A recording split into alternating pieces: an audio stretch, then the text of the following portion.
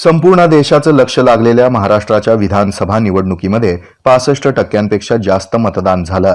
भाजपच्या नेतृत्वाखालील महायुतीसमोर या निवडणुकीमध्ये सत्ता राखण्याचं आव्हान आहे। सत्ताधाऱ्यांना महाविकास आघाडीनं आता कडवी टक्कर दिली आहे। 2019 मध्ये झालेल्या निवडणुकीच्या तुलनेमध्ये यंदा मतदान वाढलंय। हे वाढलेलं मतदान कोणाला सत्तेवर बसवणार याबाबतचं चित्र आता येत्या शनिवारी 23 नोव्हेंबरला मतमोजणीनंतर स्पष्ट होणार आहे।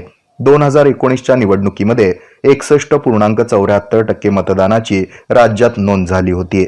यावेळी बुधवारी रात्री 11:30 वाजेपर्यंत हाती आलेल्या आकडेवारीनुसार राज्यात 65.2% मतदानाची नोंद करण्यात आली आहे।